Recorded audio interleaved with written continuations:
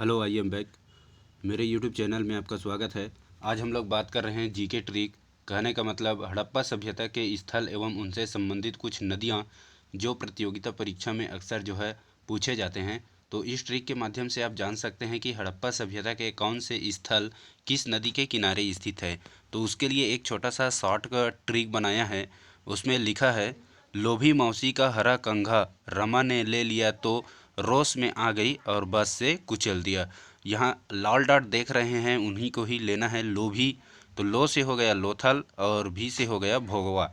उसके बाद मौसी, तो मौ से हो गया मोहनजोदड़ो और सी से हो गया सिंधु। हरा, ह से हो गया हड़प्पा और रा से हो गया रावी। कंग से हो गया कालीबंगन और घ से हो गया घाघरा। र से हो गया हमारा रंगपुर और माँ से हो गया मादर। इस प्रकार से आप इसको आसानी से समझ सकते हैं। तो लोभी मौसी हरा कंघा रमा ने ले लिया तो वो रोश में आ गई और बस से कुचल दिया। आप ये समझिए कि लोभी मौसी है जिसके पास हरा कंघा था, तो रमा ने उसको ले लिया तो वह रोश में आ गया गुस्सा में और उसे बस से कुचलवा दिया या कुचल दिया। ठीक है। उसके बाद रो से आ गया रोपण और स से हो जाता है सतलज। उसके बाद ब से आ गया बनवाली और स से हो गया सरस्वती। इस प्रकार से आपको अंतिम में बस में आपको सरस्वती को ध्यान देना है। ठीक है। हड़प्पा सिंधु सभ्यता, इनसे कुछ और महत्वपूर्ण प्रतियोगिता में पूछे जाने वाले प्रश्न बनते हैं। जैसे इतिहास का पिता किसे समझा जाता है, तो हेरोडोटस को। जिस काल में मानव की घटनाओं का कोई लिखित वर्णन नहीं है उसे हम लोग प्रागैतिहासिक काल कहते हैं, और जिस काल में मानव की संपूर्ण घटना लिखित रूप में है उसे हम लोग इतिहास कहते हैं। ठीक है, ये दोनों बात आप याद रखेंगे। आग का आविष्कार किस काल में हुआ, तो पूरा पाषाण काल में आग का आविष्कार हो गया था। पूरा पाषाण युग में मानव का जीवन जीने का मुख्य आधार शिकार करना था, है ना। आगे देखते हैं, पहिए का आविष्कार नवपाषाण काल में हुआ। ठीक है।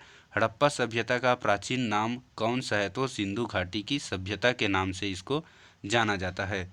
उसके बाद सिंधु की सभ्यता का काल माना जाता है, तो एग्जैक्ट इसका समय नहीं बताया गया है, फिर भी यहाँ 2500 ईसा पूर्व से लेकर 1750 ईसा पूर्व तक की घटना को माना जाता है। सिंधु की घाटी सभ्यता में सर्वप्रथम घोड़े के अवशेष कहाँ मिले, तो घोड़े के अवशेष सुदर को तड़ा में मिले, जो कहाँ है, पाकिस्तान में है। सिंधु की घाटी सभ्यता के लोगों का मुख्य व्यवसाय क्या था, तो इसका मुख्य व्यवसाय था व्यापार। मतलब पशुओं से प्राप्त जो अवशेष है उनका ये लोग व्यापार करते थे। हड़प्पा की सभ्यता किस युग की सभ्यता थी, तो हड़प्पा की सभ्यता कांस्य युग की सभ्यता थी। सिंधु घाटी की सभ्यता में घर कैसे बने थे, तो ईंटों से बने थे, ग्रिड पद्धति में, है ना, ये आप जानते ही हैं। हड़प्पा के लोग कौन सी फसल में सबसे पहले आगे थे, तो कपास, और उनका पहला फसल गेहूं था, लेकिन सबसे आगे वाला फसल तो कपास। हड़प्पा की सभ्यता की खोज सर्वप्रथम किसने की, तो दयाराम साहनी ने किया था। दयाराम साहनी ने हड़प्पा सभ्यता की उत्खनन करता है और यह वर्ष 1921 में किया, और हड़प्पा कहाँ स्थित है, रावी नदी के किनारे स्थित है। ठीक है, आप याद रखेंगे। उसके बाद आगे बात करते हैं, सिंधु सभ्यता का प्रमुख बंदरगाह कौन सा था, तो लोथल। और लोथल कहाँ स्थित है, गुजरात में। सिंधु की घाटी सभ्यता का स्थल कालीबंगन किस प्रदेश में है, तो राजस्थान में है। हड़प्पा की सभ्यता की खोज किस वर्ष हुई, तो 1921 में दयाराम साहनी जी ने किया था। हड़प्पा के लोगों की सामाजिक पद्धतियाँ क्या थी, तो उचित समतावादी था। नवखलिस्तान सिंधु सभ्यता के किस स्थल को कहा जाता है, तो उसको मोहनजोदड़ो के नाम से जाना जाता है। हड़प्पा की सभ्यता में हल से खेत जोतने का साक्ष्य कहाँ मिला है, तो कालीबंगा में मिला है।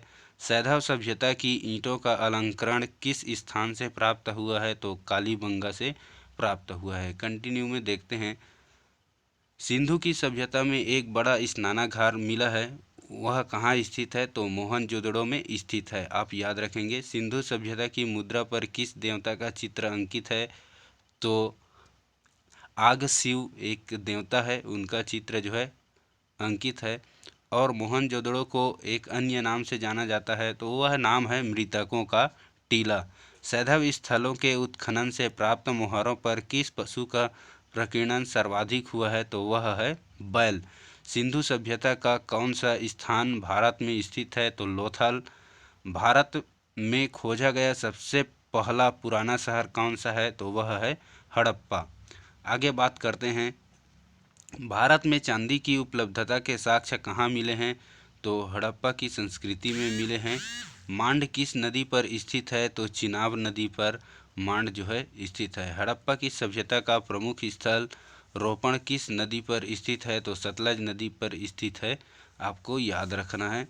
हड़प्पा में एक अच्छा जल प्रबंधन का पता किस स्थान से पता चलता है, तो धोलावीरा से पता चलता है। सिंधु सभ्यता के लोग मिट्टी के बर्तनों पर किस रंग का प्रयोग करते थे, तो लाल रंग का प्रयोग करते थे। सिंधु घाटी की सभ्यता किस युग में था, तो आद्य ऐतिहासिक युग में था। इसका कहने का मतलब ये है, हम लिख तो सकते हैं लेकिन पढ़ नहीं सकते।